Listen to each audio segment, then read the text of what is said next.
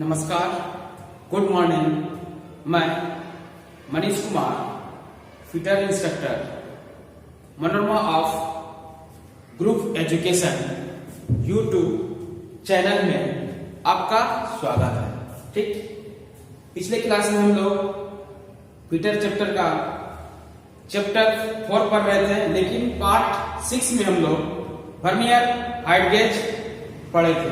लेकिन अभी पार्ट 7 में चैप्टर 4 में क्या पढ़ रहे हैं हम लोग? Outside micrometer.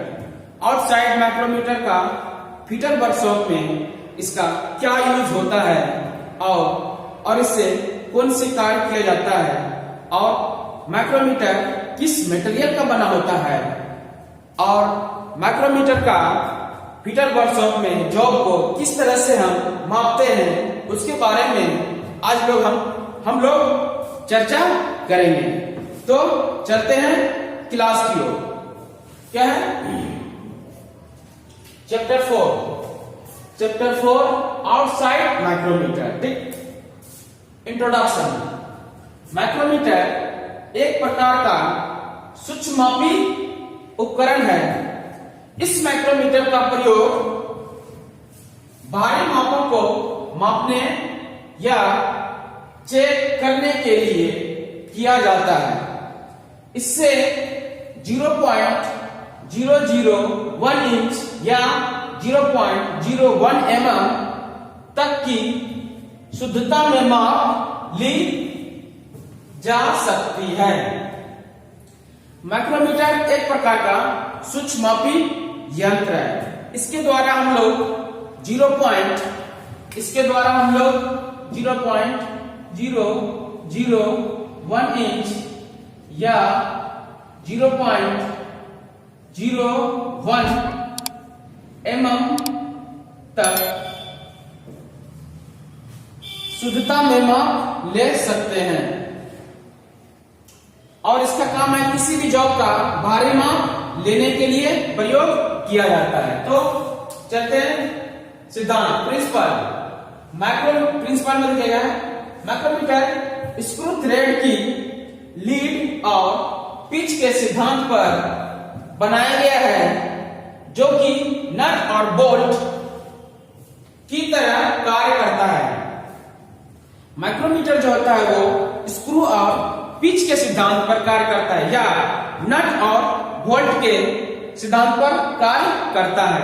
अभी नट और बोल्ट जो पढ़ाई कैसे होता है देखिए, दिखाते हैं।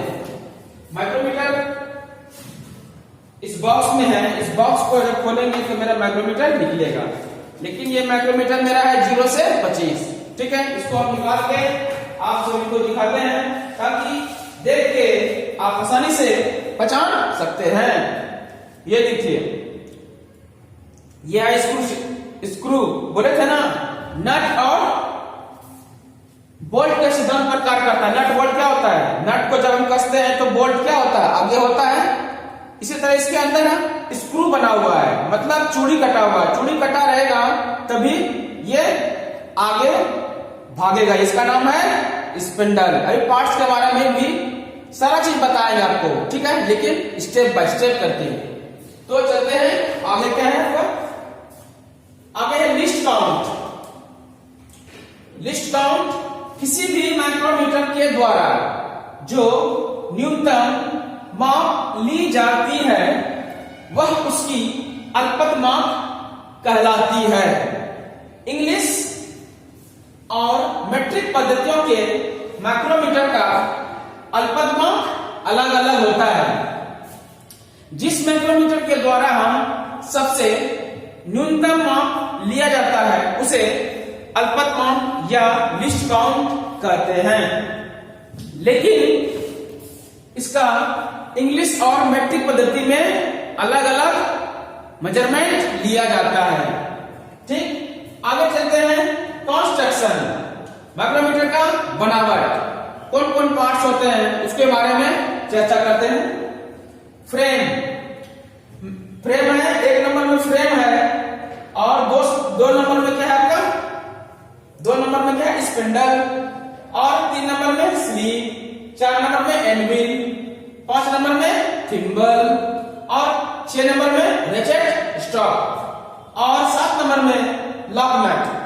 लॉक नट सबका अलग अलग यूज होता है। अब हम आप लोग को चार्ट के माध्यम से इस कंस्ट्रक्शन या बनावट को हम बताएंगे। तो चलते हैं चार्ट के माध्यम से आपको बताते हैं ताकि आपको समझने में आसानी होगा। यह है हमारा आउटसाइड माइक्रोमीटर।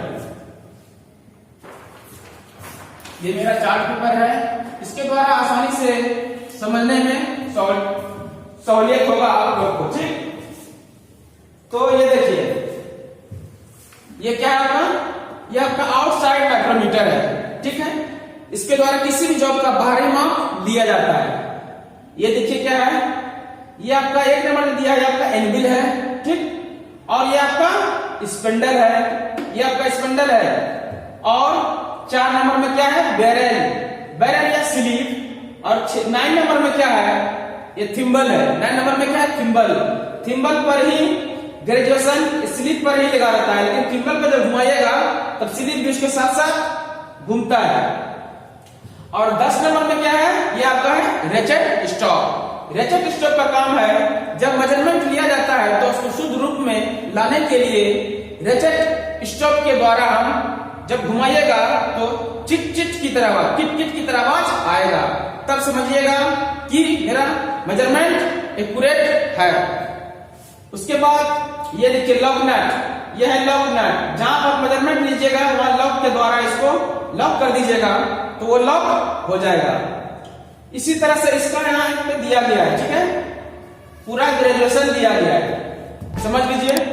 ये है आपका मेन लाइन। ठीक, और इसके छोटे में नीचे नीचे दिया है, उसका सब डिवीजन मान है। ऊपर में आपका मेन लाइन और ये जो है आपका थिम्बल डिवीजन। लेकिन थिम्बल डिवीजन जो होता है वो पूरा 50 होता है।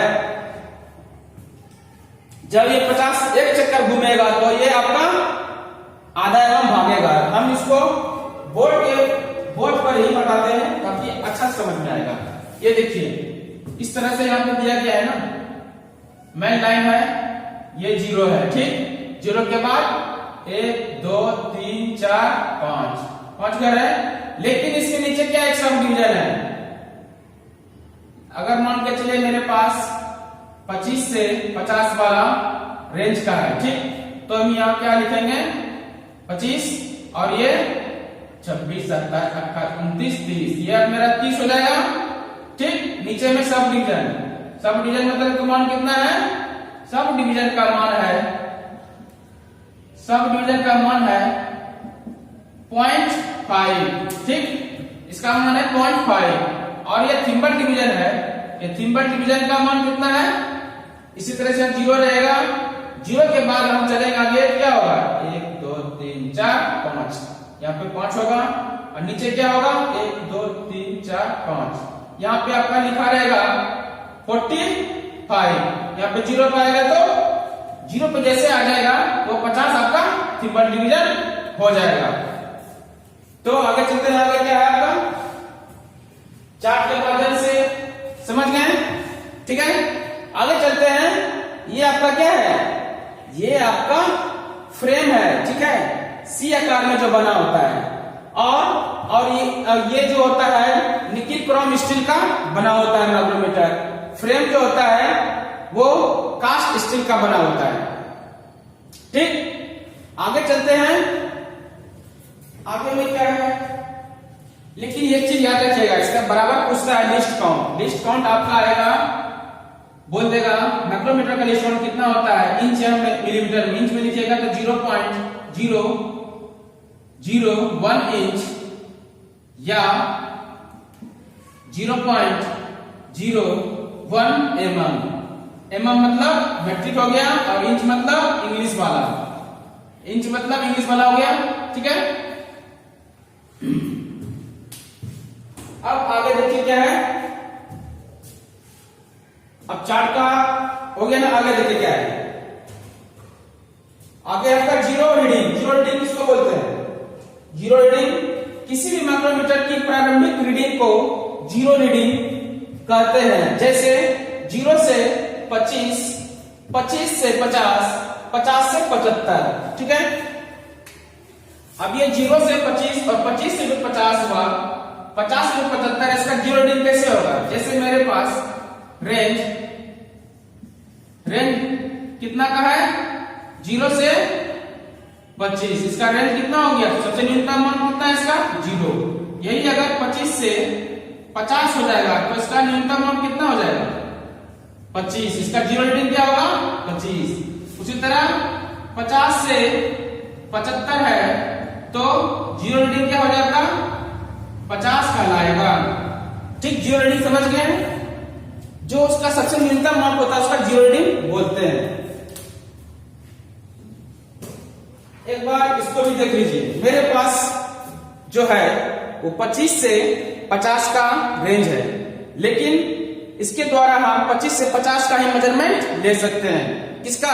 आउटसाइड, किसी भी जॉब का आउटसाइड मेजरमेंट ले सकते हैं। ये आपका क्या है? वो आप बताएं, थिम्बल है।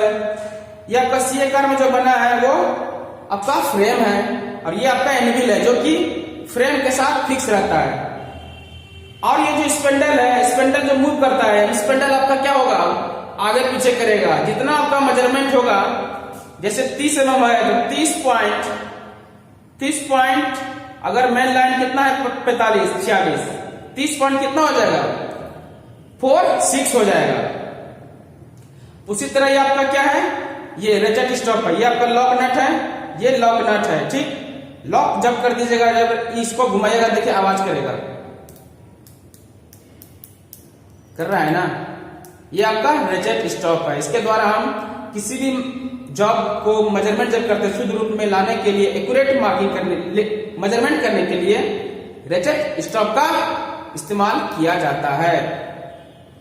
ठीक है, इसमें आपका ऊपर में रहता है मेन लाइन और नीचे में रहता है आपका सब डिवीजन, और जो स्लीप पर बना होता है वो थिम्बल डिवीजन, जो कि एक घर का मान होता है 0.01 मिलीमीटर। ठीक है, आगे चलते हैं।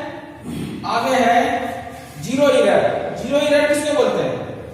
माइक्रोमीटर की शून्य त्रुटि को चेक करने के लिए माइक्रोमीटर के स्पेंडल और एनविल को आपस में संपर्क में लाने के बाद यह देखा जाता है कि थिम्बल का जीरो स्लिप की डेटम लाइन के साथ मिल रहा है कि नहीं।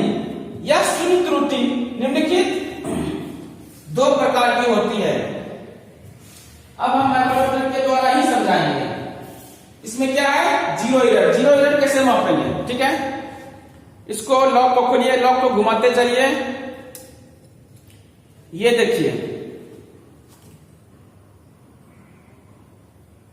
अगर ये मेरा 0 पे मिला है और मेन लाइन भी आपका 0 पे है तो इसमें कोई त्रुटि नहीं है। अगर मेन लाइन से आगे पीछे जा रहा है तब समझिए त्रुटि है। कौन त्रुटि है? दो प्रकार के त्रुटि होता है, ऋणात्मक और धनात्मक।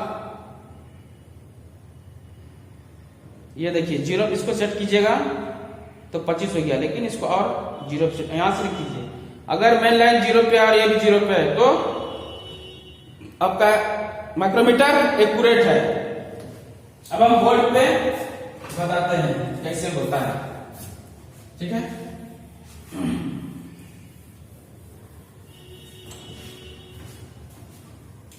देखिए जीरो रीडिंग कैसे होता है।